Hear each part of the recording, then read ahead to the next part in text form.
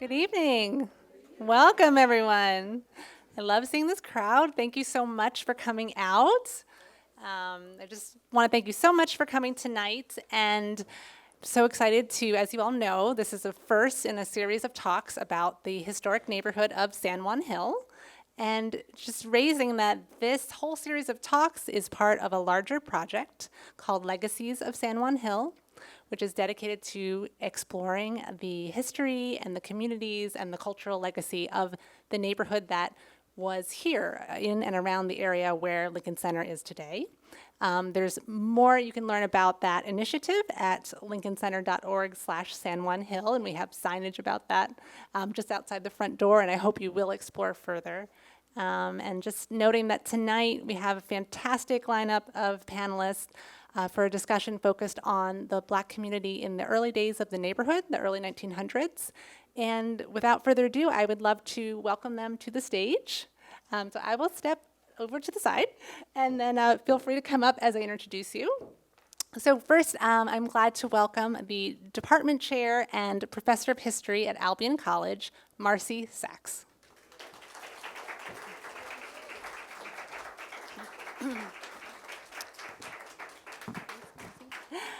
And next we have the current assistant chief librarian at the Schomburg Center for Research in Black Culture and the incoming director of the Lou Esther T. Mertz Library at the New York Botanical Garden, Rhonda Evans.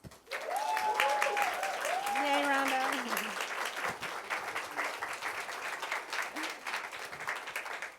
Next, please welcome music writer and columnist with Amsterdam News, Ron Scott.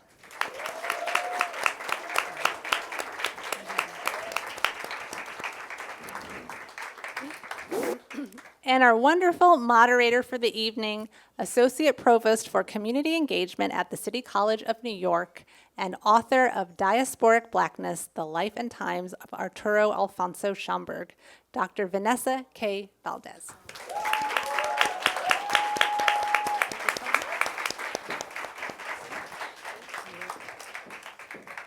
Thank you all for being here this evening. It is an absolute pleasure to convene all of these conversations.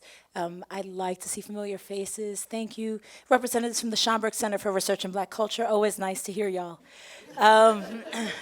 And so I want to thank everybody here at Lincoln Center who's been a part of this.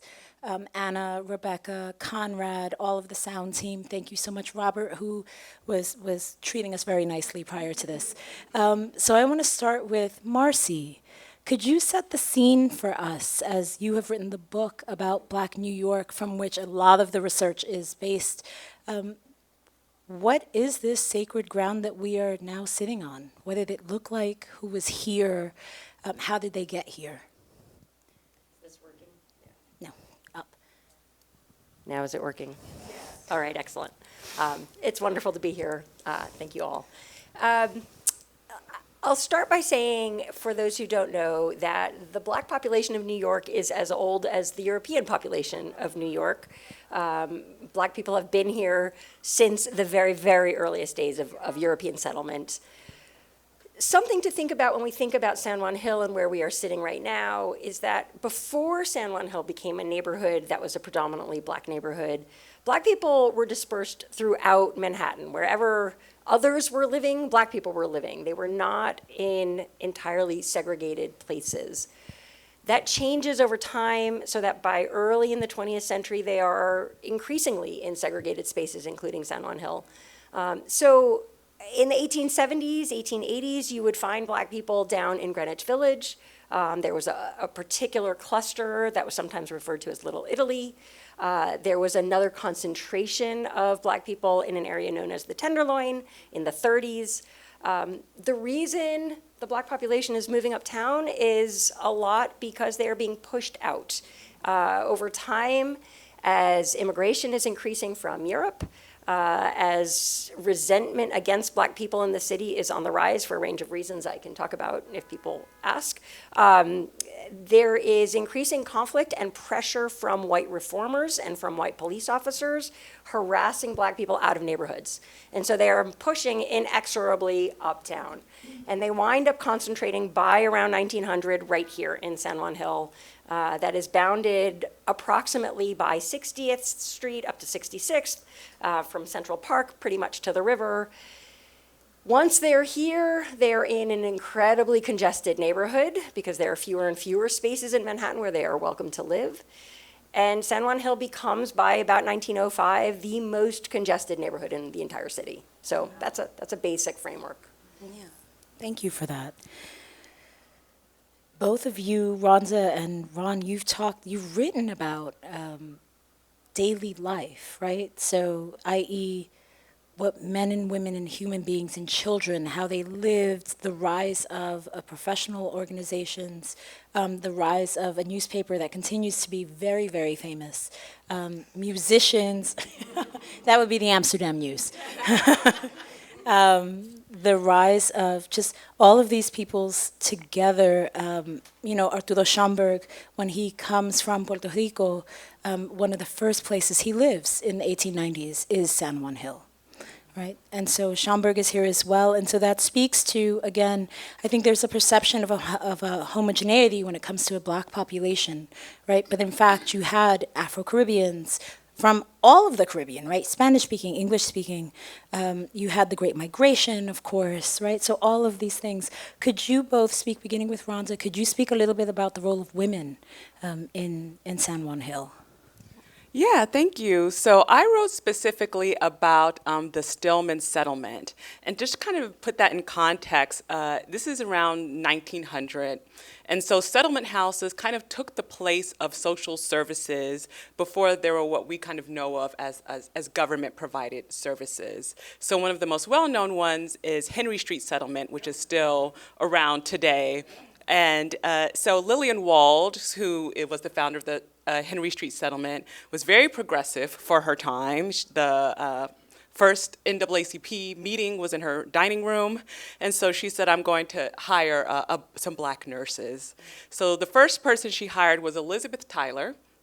And kind of talking about the role of women, she graduated from the Friedman School for Nurses, and this is really when black women were getting into professional degrees, and she had an advanced degree from the Lincoln School for Nurses. And so Lillian Wald hired her, but none of the patients wanted to be treated by a black nurse. So she and Elizabeth Tyler and Lillian Wald said, let's go to the community, San Juan Hill, and work, and you can work there. And another nurse followed her named Edith Carter. And so, as Marcy was saying, there was so much congestion, that there was so much infectious disease, there was tuberculosis, there was pneumonia, there was a really high infant mortality rate. And so there was a lot of work to be done, and there was a lot of mistrust at the beginning. And so as she was getting to know the people in the neighborhood, she said to Lillian Wald, there needs to be a settlement like Henry Street in San Juan Hill. And so the Stillman family provided money to start this settlement, which really just started as kind of like a small storefront on West 62nd Street, just to provide health services. But it really grew into this, these two black nurses, Edith Carter and Elizabeth Tyler, really were able to turn this into something really special for the community. Eventually, it had a bank. It had history classes, vocational classes, playground, children's services, which was really unique at the time. So this kind of grew, just, this idea of providing health services grew into this really big thing for the community. And it started with two African-American nurses, but quite a few followed them there. And so that was kind of one kind of entryway into the work that women was doing at the time. And again, this is like 1906, 1907 in San Juan Hill. Thank you for that. I think sometimes, we spoke in preparation for this, and we think about the rise of all the disciplines, right? Rise of education or nursing or medicine, and oftentimes those of us who are trained to study as archivists, as librarians, as in my case as a literary critic, but based in history, we don't look at the contributions that African Americans and peoples of African descent had to necessarily do within the own community, right? These are radical innovations because in segregated times they were not being treated, right? And so even that the rise of nursing, because they couldn't go to doctors, right? They couldn't, And so even today, when we think about community health workers, right, that's something that is sorely lacking in the United States. And yet, more than a century ago, the African American community or a black population here in New York had it. So it's something to think about. Journalism and music. You're a 2-for-1, sir. Could we talk about the rise of the Amsterdam News for a little bit? Okay, thanks for being here. Is this on? Okay. I just wanted to start. John Henry Clark, going along with what Marcia said, John Henry Clark in 1967 had wrote an article in the Amsterdam News, and he had said that the black folks that were living in the West Village, which at the time was called Little Africa, and as they started moving forward, even if you go before that, in the mid-1800s, we had Seneca Village, and those black folks was displaced so they could build Central Park. And they were landholders, so that was very important because at the time, to live in New York City, the only way you could vote was to own property. So when they displaced them, that was voting and everything for them. But as we get into 1909, when James H. Anderson started the Amsterdam News, and everything that I read, it said he had 1 pencil, 6 sheets of paper, and he had a dressmaker's desk that he started this on. And at the time, he lived on 64th Street. At that time, there was 2 other publications that he was concerned about. It was the New York Age, and it was the Chicago Defender. The Chicago Defender, of course, was out of town, but they were trying to spread out as a black newspaper, and they were trying to get a foothold in New York. So Anderson said, hey, I'm not going to go with the competition. I'm just going to deal with local folks. I'm going to deal with the local residents of San Juan Hill, the businesses, and the organizations. So that's what he did. So he would walk around. Here's a story. So he has the paper, right? The paper comes out, it's only like 4 pages. So they just started giving it away. Then the price was 1 cent. So he figured he got a group of young boys together, and he said, hey, I'm going to pay you a nickel each. I want you to go around to the different newsstands and buy a newspaper. But they just couldn't say, hey, give me the Amsterdam News and throw a penny. He had to say, hey, I want that great newspaper, the Amsterdam News. You give them a penny, and they would in turn, they would go around the neighborhood and give it out. They were paid 1 penny because he gave them 5 cents, bought 4 papers, and they were paid a penny. In the interim, Anderson says, hey, this isn't enough. I have to do something else. So what he did, he would take papers, and he would take 1 paper, get on the trolley, open it up so everybody could see, and when he got ready to leave, he would just leave it behind. And then he also went to newsstands and bought papers himself.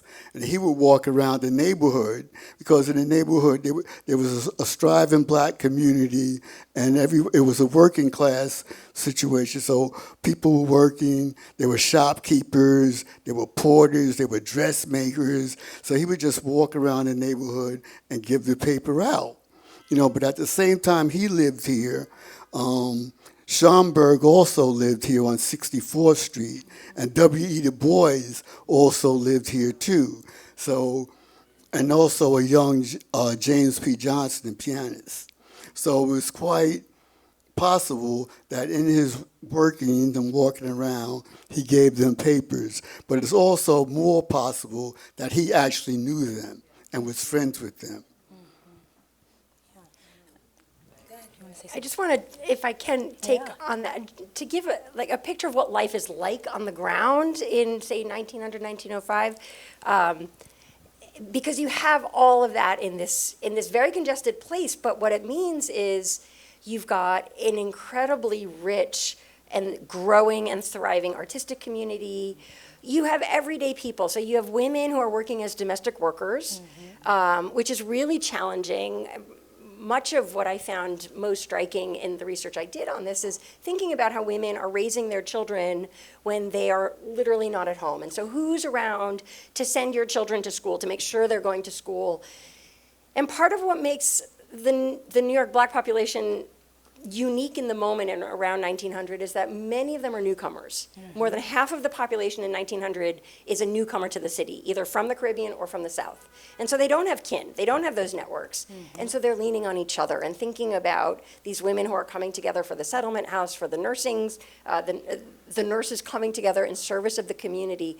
That's what makes this community a beautiful place, even with the poverty, police brutality, violence from ethnic communities on the outside, but inside, these working people, the men are working as elevator operators, a lot of them are working on boats and cruises, so they're literally not around, not because they don't care, but because that's where they can get jobs. In the summer, they go up to Saratoga, and they're working in the resorts because that's where they can get jobs. And so women are leaning on other women, they're creating kin networks out of strangers from similar homes. So the Jamaicans are going to cluster in a tenement, and the Alabamans are going to cluster in another area, and the native New Yorkers might cluster. And so an outsider might see this mass and this crowd, and it might look like a not great place to be, but inside they're building something beautiful and strong. Yeah. So I just wanted to make sure you all saw that. Yeah, and to build on what Marcy's saying, if you go to the San Juan Hill website that Lincoln Center put out, my favorite photo, and one of the few photos of the settlement house, are all the nurses together, and each one has a baby, like these fat, healthy babies, and they're all just kind of smiling, kind of just building on the fact that they're all kind of there supporting each other, trying to find these services, but also that there were so many people from different parts of the African diaspora, from the Caribbean, and kind of the nurses, when they would go to different patients, one of the challenges or kind of interesting things that they would run into is that everyone had brought their own kind of ways of healing. So people weren't necessarily trusting what these nurses were doing because they had their own knowledge of religious practices, of plants that they would have brought with them, of foods and soups and things that made that they would use to heal themselves. So kind of just going around and seeing all of these different ways and different ideas that people were bringing with them, that a lot of them are still here today. So I think that's, one of the really interesting parts that have still survived from San Juan Hill. Yeah, well, that was an important part of the Amsterdam News, because all the things that you're talking about, Anderson was writing about that, because remember he said, I'm writing about the residents and the community, the activities that was going on at the YMCA, the Freeman Colored Elks organization, which he was a member of, and they were selling his papers at all of their meetings. So he was the voice, or the paper was the voice, basically at that time for San Juan Hill. Although, as we mentioned before, the Tenderloin district, where black folks were, and further uptown. So he was basically writing about all of this, and he left the Chicago Defender and the New York Age to do what they wanted to do on a national scene, which was also very important, because you have to remember, we were at the height of segregation, lynchings, so the Chicago Defender, the New York Age, they're writing about all of this. Anderson is also writing about it, but he's giving more of his space to the community. Could we speak a little bit about the community organizations, right? The institutions, rather. So you just mentioned the Elks, we have the Freemasons, we have the different churches. So could we speak about, again, the networks of kin that folks are creating and strengthening at this time? Well, and of course, they're being advertised in the Amsterdam News. It's not even just that he's writing about it. The advertisements, like such and such a restaurant will hold a Southern dinner. Right. Every ethnic group brought particularly their own religious traditions. And so if you're visualizing the blocks of San Juan Hill, you have to visualize some established churches and a whole lot of storefront churches that are just popping up on Sundays for preaching. But every ethnic community from every region of the South, every Caribbean island, and then diversity in native-born New York populations, they're all praying in their separate spaces. And there's some real tensions there, because you have the more emotional preachers who are upsetting the more conservative and staid sorts of churches and practices. But so we have churches. Starting right around the turn of the 20th century, you start to see organizations privileging ethnic identity. So Society of the Sons of New York emerges very early. And then you get Society of the Sons of Virginia, and you get Society of Sons of all these other places. And somebody like James Weldon Johnson, who lives in San Juan Hill, he comes here with his brother Rosamond, and they write music, and then James Weldon Johnson goes on to become one of the founding members of the NAACP. He becomes an adopted member of the Society of the Sons of New York, even though he's a Floridian, but he becomes an honorary member. So you have those kinds of organizations popping up. You also have sports organizations popping up. So there's cricket being played, for example, in New York by the British Caribbean immigrants. You have baseball being played. You have so you have a whole range of kinds of organizations. I don't know if others. Well, I can just add, and again, because most of my knowledge is about the Stillman Settlement, but, talking about how religion plays into all of this and all these different storefronts. And when they first got started and they were trying to actually find patients, they would go to the different churches and look at their list of sick and shut-ins and kind of say, like, who's not here? Who do you think needs help? So they would use the churches to kind of really build their network and kind of get people to trust them and open up to them. So they understood that as well, about how important that was to build that up. Yeah, because at the time, Anderson had a column that the minister from Mother Amy Zion Church, he ran every week. So the paper was in the church, and the minister actually had a column in the paper every week. Yeah, and I think about one of the most famous photographs of Arturo Schomburg is with him.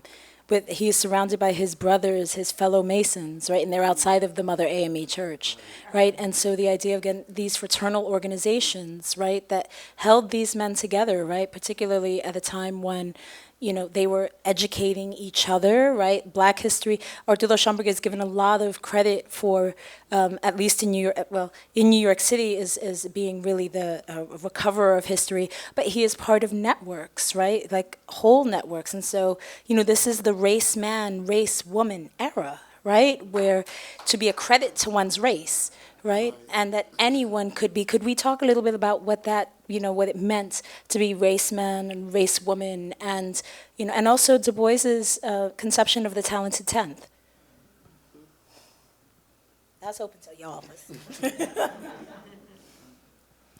Yeah, well, the talented tenth it was all about the betterment of the race, and W. Du Bois was talking more about Black men and women being able to get jobs other than just maids and porters. So it was like teachers, doctors, because as someone mentioned, there were nurses, but white people they didn't want to deal with a black nurse. It was the same thing with doctors. A lot of brothers were graduating from Howard University Med School, but they had to go to segregated hospitals because they couldn't work at other hospitals. So it was all about bettering the race. There were black folks that were qualified, more than qualified to do professional work, but they couldn't be hired. And and I should say that segregation for black folks, segregation gave us the willpower, the strength, and the education to build our own communities. So we had doctors, lawyers, nurses, engineers, all of that, photographers. But once integration came, and all the black folks said, oh, let me go work at Einstein, let me do this. But you have to remember, if a black doctor was head of Harlem Hospital, and he left to go to Einstein or somewhere, he wasn't the head anymore. He was just a regular practitioner, So there's a lot of things that was lost within the integration. And kind of what you were talking about, race men and race women and these doctors, they had to go beyond what they were really trained to do. So, these were nurses who had advanced degrees, and they didn't just kind of take care of the black population within San Juan Hill. They took it upon themselves to kind of spread out to every place in New York that kind of had any type of black population. And that was something that they took on themselves. That wasn't something that they were assigned to do because they still worked for Henry Street. But, also the idea of they had to be advocates. So they would, they understood their limitations in terms of the equipment they had and the skills that they had. So they would go and someone would say, I something is wrong with me. And they're like, this is really serious. You need to go to the hospital. And then they would go and they would get turned away, or they would say, or they would get dismissed, or it's in your head, or something like that. And these nurses would have to advocate to kind of get past this institutional racism and make sure that people were really getting the help that they needed. And when I hear about these stories, and they talk about a few of them about having to advocate for people who were really sick, but were getting turned away from these hospitals, and about how many lives that they had actually saved in that way, because people were having these really horrible chronic illnesses, and they're like, oh, it's just a cold, because they didn't want people taking up the hospital beds, right? And the work that they did and the lives that they saved, just because, they knew that no one else was going to take care of their community except for them. And so they had no choice but to go and expand beyond what their role was as a traveling nurse. They knew that they were the ones they had to take care of their community. And you have ministers and others doing that kind of advocacy, writing letters to the mayor, fighting with the city government to try to push back against the police brutality that's happening all over this community. That same kind of thing where the services that are providing for white communities all over the city are not only failing the black population of San Juan Hill, but exacerbating the problems. There is a race riot in San Juan Hill in 1905 that is precipitated by a fight between a white and a black person, but the police come and start beating up the black people. Right, and so you have ministers who are writing letters, who are literally going to City Hall. Adam Clayton Powell goes to City Hall and he says, the mayor practically told me to go to hell. But they are fighting for their people, fighting to clean up the neighborhoods because the police and the reformers are abandoning these neighborhoods and making them worse intentionally. And so you see that kind of commitment even in the face of all of that structural racism that is rampant. Yeah, because police brutality, like you said, was a big problem. And the Amsterdam News, they wrote about police brutality constantly, because it never went away, and it was like a weekly thing in the Amsterdam News that, there's police brutality, we're talking to the mayor, we have a councilman that's going to speak to people, and as Marcy said, but it just continues. So you remind me that for many people, the end of the Harlem Renaissance is marked by the 1935 rebellion in Harlem, in which case an Afro-Puerto Rican boy was brutalized by the police, and Harlem rises up, right? And of course, that is north of here. The beginnings of the Harlem Renaissance, though, are in this time period, right? Whereas we talk about 1924 and the Civic Club dinner, and 1925 is the New Negro Anthology. Really, 1909, right, is really, or like the early 20th century can be seen as like the beginnings of the publications of Black authors writing and taking pride in, right? Like this is the modernist movement within New York City, right? Taking pride in a Black identity. And so could we talk a little bit about that? I mean, again, we've mentioned Du Bois, we've mentioned James Weldon Johnson. This is the cue for music. This is like, let's talk about the flowering of culture that happens here as well. Well, let me just, the Marshall Hotel, which was on 53rd Street, it was the only black elite hotel in New York at the time. This was 1900 to 1913, because the Teresa Hotel in Harlem, which later became known as the Black Waldorf, that didn't open until 1913. So we had 13 years of the Marshall Hotel on 53rd, where all of the quote, that becoming celebrities, County Cullen was hanging out there. Actually, this was a little information that Stretch Johnson, who danced with Duke Ellington's orchestra, who happened to be Anderson's nephew, was hanging out there. And he said that he framed his life after his uncle, because his uncle, was against lynchings. He was an activist, and he wanted to be like him. So, and later on in life, he actually became an editor like his uncle. Who else was at the Marshall Hotel? What else was happening? Paul Laurence Dunbar. Paul Laurence Dunbar was there. Oh, yeah, Paul And Laurence James Weldon Dunbar was Johnson there. and his brother Rosamond, they come up every summer for the first couple of years. They're teachers. And Johnson writes about seeing Paul Laurence Dunbar, the poet, Right. writer, Paul Laurence Dunbar, and he sees him for the first time, and he's awestruck. And, I mean, of course. So he was there. Right, because Bert Williams was there. Because James Weldon Johnson had wrote in his book Black Manhattan about Yeah. this was the elite hotel where everything was going on, and actually was the first whisperings of the Harlem Renaissance, because W. Du Bois was in there having conversations, and they were talking about the NAACP then. And no grand surprise to learn that, of course, white reformers go after the Marshall Hotel and try to shut it down, because it serves an interracial clientele. Right. And white people are very upset about that. They do not succeed at shutting it down. They do shut down a different club that's in the Tenderloin. They managed to yank that liquor license, where the first black heavyweight boxing champion frequented, Jack Johnson, Johnson, who married white women. They did manage to shut down Ike Hines' club, but they did not shut down the Marshall.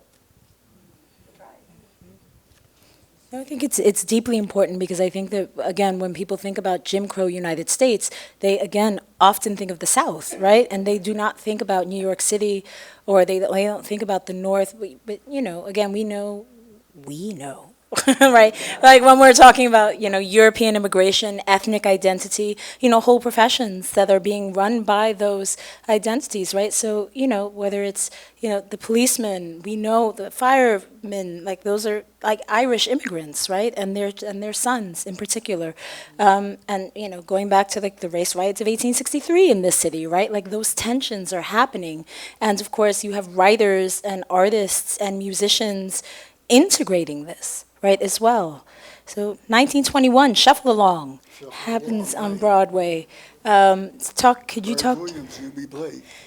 You talk a bit about what theater life looks like in New York City at this time. Well, theater life at the time was booming, but the point is, at the same time, the Amsterdam News also had music critics. They had play critics, theater critics, which the other black newspapers, the Chicago and Defender and others, they didn't have. I contributed to a book called Just a Few of Us, and when we were talking about how a lot of the black newspapers didn't hire black music writers, but the Amsterdam News was different, and one of the reasons was because even at that time, New York was considered the media capital of the world, and then during the Renaissance, Harlem becomes the black capital of the world, black intellectual capital of the world. You have all of these intellectuals, all of these musicians, artists, all coming together, sharing their ideas and thoughts about what as James Weldon Johnson said, what the new Negro is going to be about and what he's going to look like. So when you get the Broadway and theater, there's no more minstrel shows. There's no more performing in blackface. You know, all of that's over. They're coming on stage dressed to kill. You know, they're dancing, they're singing. You know, and it's a whole nother situation. I really think of the silent protest parade of 1917 as sort of the start of the Harlem Renaissance in a way, to the extent that the Harlem Renaissance is the new Negro movement, the self-identification, the self-definition. There is, I don't know if people are familiar, but in 1917, in response to race riot in East St. Louis, Black New Yorkers take to Fifth Avenue and march silently down this major thoroughfare in their Sunday finery. The men are all in suits, the women are all in white, children are marching in little suits and little dresses, and they are silent, and they're holding banners about being real Americans and about their place, but they look beautiful, they look refined, they are presenting themselves in that way, and taking ownership of the city space at a time when the city is trying to hem them into smaller and smaller spaces. So by 1917, they have been hemmed into San Juan Hill, and now, by that point, also Harlem. And that's it. And they're pretty much run out of everywhere else. They've been harassed out of every other place. People won't rent to them, and they take to the city. And it's not technically the start of the Renaissance, but it's such an important moment, I think. No, I do think, again, like the really like in the early 1900s really is when we see the seeds of the Harlem Renaissance. I do want to point out, of course, you mentioned 1917. This is, World War I is happening at the time. Like, you have African American soldiers in Europe fighting on behalf of the United States and then returning and being lynched, right? And you have And even the name of San Juan Hill, of course, is named after a battle in Cuba, like as part of the Spanish-American War, where again, there were African-American troops that are there, and then they are surrounded by those who were, the Spanish-American War really was the third war for Cuban independence from Spain, and those who were fighting on behalf of Cuban independence were Afro-Cubans. So you had Black Cubans who were fighting against, because of U.S. intervention, African-American troops, right? And then both groups come, right? And they're living in this space. And so again, a multilingual, multinational communities that are here. Yeah. And they're coming after the war, but then also they're also dealing with their own, they had a global pandemic as well at the time. So being in those spaces and coming back and dealing with the impact of serving in the war, coming back, being lynched, and then on top of that, dealing with the kind of injustices and the inequality of services during their pandemic. So all of this is kind of bringing all of these ideas, all these intellectuals, all these different ideas from all these different cultures. You're talking about the music and how that was kind of incorporated in all these movements, but also how people use their different cultures to kind of to create this music, to create this poetry. So I think all of that was also, in my mind, kind of the catalyst as well for what will become the Renaissance. Yeah. I mean, again, speaking about the Spanish flu in 1917, 1917 is also the year when, those from Puerto Rico's citizens gain U.S. citizenship. So between 1898 and 1917, they are in political limbo, right? They're citizens of nowhere. You have the Danish West Indies become the U.S. Virgin Islands because the United States purchases them. So this is really a moment of U.S. expansion, right? Imperial expansion, right? This same period, right? And again, just those tensions, right? James Weldon Johnson becomes, one of the reasons he also becomes famous is the U.S. military occupies Haiti in 1915 and occupies the Dominican Republic in 1916. And those soldiers that are there, their commanders are often Southern men from the U.S. South who are commanding African-American troops, right? Because the thought was, no, we send the colored troops because they know how to deal with them easier and better, right? And so all of these dynamics are at play in this same period. Yeah, at the same time, James Reese Europe, when he went over, people don't realize that he had Cubans, Puerto Ricans, and West Indians in his band, and also in the army, the Harlem Hellfighters, and he was the first band to introduce Europe to jazz. Although it wasn't called jazz at the time, it was a cross between ragtime and the prototype for what jazz was going to be. But at the same time, he was the first black person to go to Carnegie Hall 12 years before Paul Whiteman, who unfortunately they called the king of jazz.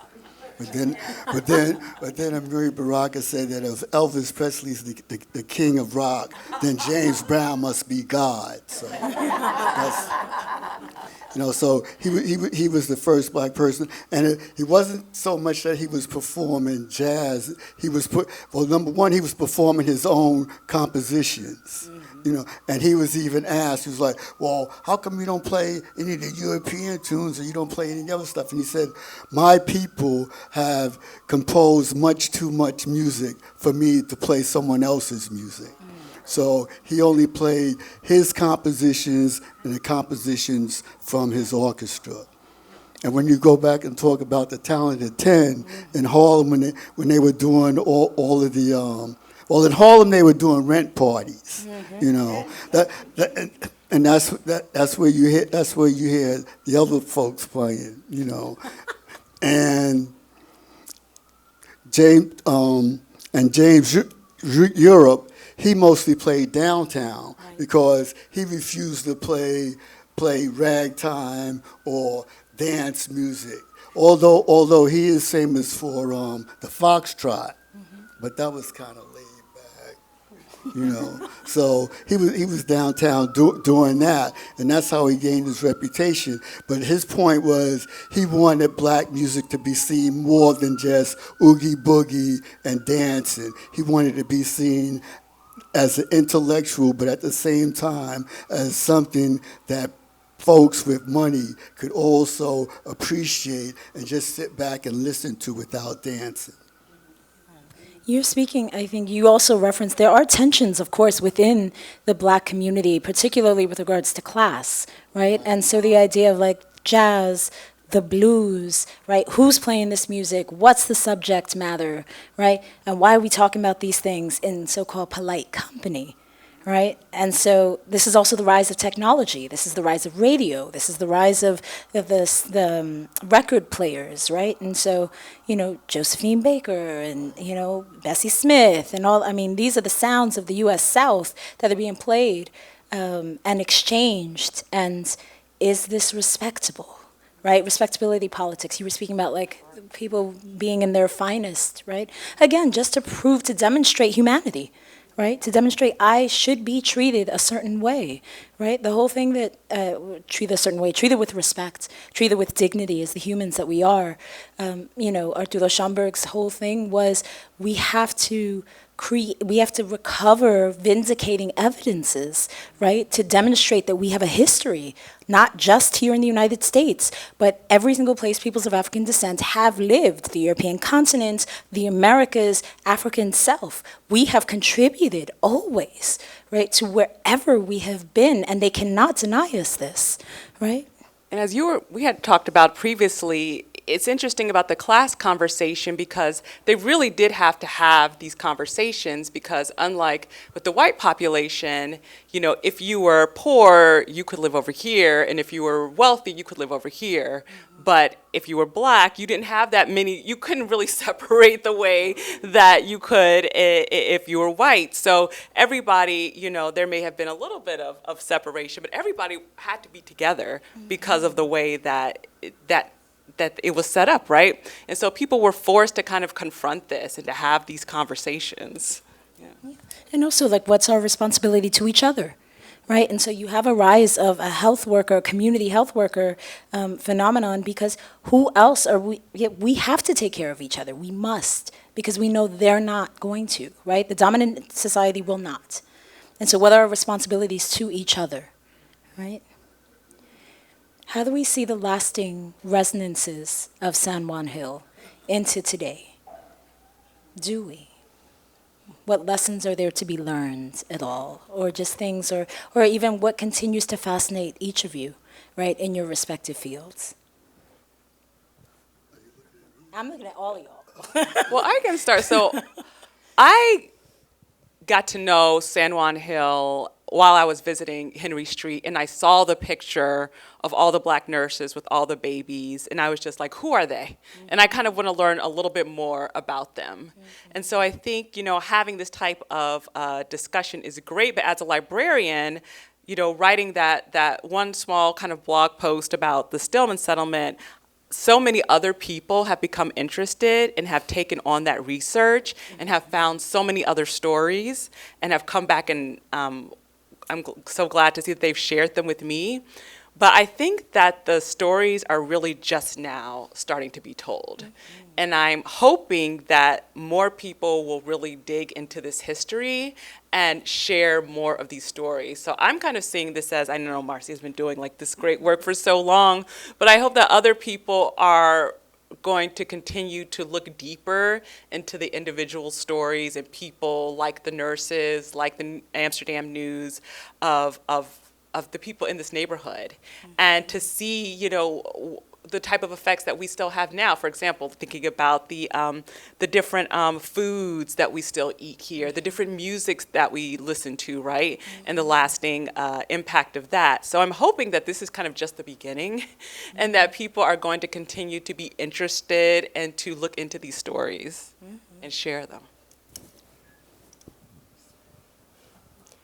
I suppose when I think about this, in some ways I have a not very upbeat answer, which is to say that I am tired of seeing these histories of places that were so rich, not without troubles, though many of those troubles were foisted upon those communities. And it is a story that is told all over the United States throughout many decades of so-called urban renewal. And while I'm delighted to see interest in San Juan Hill, I'm tired of seeing interest come after the damage has been done. And we desperately need to do a better job of seeing what is rich and good in places that exist, seeing the problems in those places and digging deeply now before we destroy those places so that we are not left in 50 years to say, oh, look what used to be there. So that's my not very upbeat answer. It's okay. Upbeat wasn't needed. It wasn't a necessary element. It's fine. Well, I have, my answer is twofold. Number one, I just want to say, we have to see that Anderson started with $10, right? When he gave the paper, he didn't actually give it to him, but he had hired he had wanted a partner, so he came with Mr. Warren, and Warren's wife's name was Sadie. Warren started off in advertising because he needed someone in advertising. He was promoted from the advertising to the treasurer, from the treasurer to the publisher. Anderson became an editor. Eventually, the Warrens sold the paper to Savoy, to Dr. Savoy and Dr. Wilson, I think. They sold it to him for $5,000, right? This is in 1930. In 1940, they moved to the address where they are now on 8th Avenue between 125th and 126th Street. They, in turn, the two doctors, they held on to the paper. It was Dr. Powell and Dr. Savoy, sorry.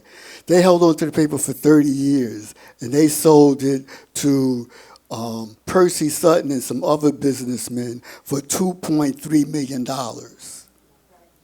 From $10 to $2.3 million And then later in 1983, they sold the paper to William Tatum. Tatum in 1997 resigned and gave the reins of the paper over to his daughter, Eleanor Tatum. So from 1909, 114 years later to today, we see all of the publishers have always kept their word. They've always kept the paper about the people, about the community. Bill Tatum expanded the paper into a whole international scene, covering Caribbean, and it's Africa, South Africa, West Africa. His daughter, Eleanor, she took the paper to online. Today they have a daily that comes out online, editorially black, and you can read the paper online. So what I would like for everyone in this room to do is to go online, amsterdamnews.com, read the paper, see what we're about. Because right now in this country, they're trying to divide us in all kind of ways. It's up to all of us to know what each of us, you don't have to know personally, but at least know, well, what are those people doing? Well, why do they do that? What are they doing over there? Because that way, we're not going to relive this. Because as I said before, black people were displaced in New York 3 times, from Seneca Village to the Tenderloin District to here, San Juan Hill. We have to stop doing this. For whatever reason, we're not learning or we're not paying attention to what we did, to the bad things we did. We have to look inside ourselves and just be more caring and more loving. So yes, San Juan Hill is a start. Look at San Juan Hill, what happened, why it happened, and let's move forward as a people, as human beings, and not trying to separate all the time. Yeah.